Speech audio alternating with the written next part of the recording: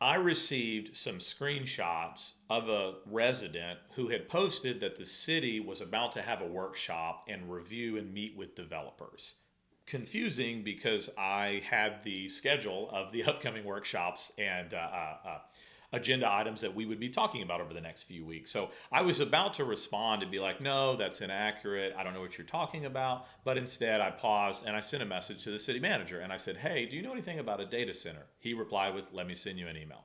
And the city, a few days earlier, had received an email from the Greater Houston Partnership saying that site evaluation was going on.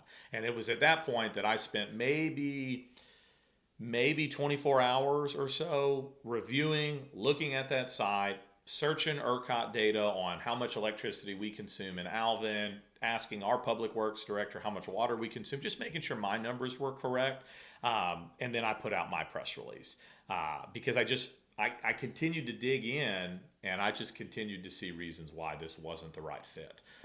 Myself, our mayor Gabe Adami, we've been very vocal about the opposition for a data center. We all have full-time jobs right here in our community. Overwhelmingly, the majority of council is born and raised right here in Alvin. So we want to leave Alvin in a better place than where we found it, however long our time as an elected leader lasts. I aligned very heavily with the mayor with the prosperity of our community. And we put a lot of thought into seeing that our city's successful.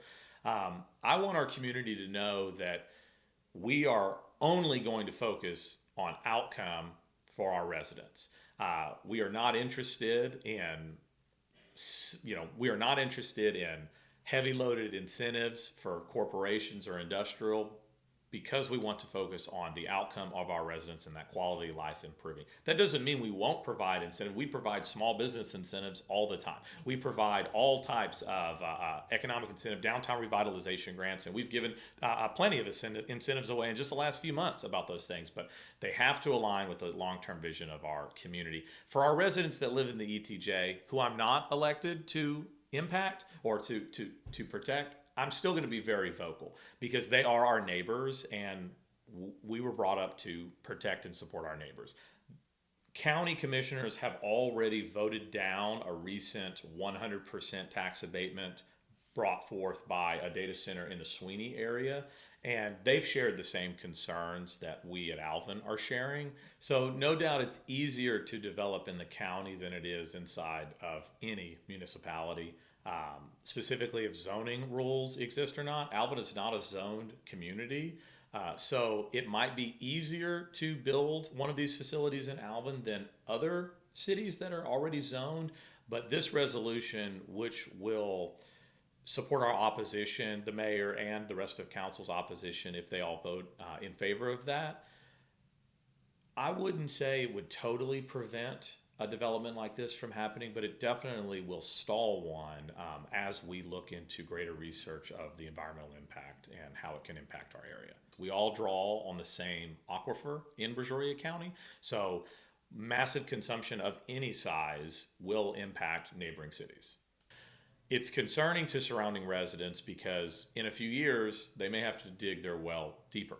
If they're only using a few thousand gallons a month, but you have a facility that comes in that draws 100,000 gallons or 300,000 gallons a day, that can put strain. And that's one of the biggest reasons I'm outspoken about this because we already have huge water challenges in our community.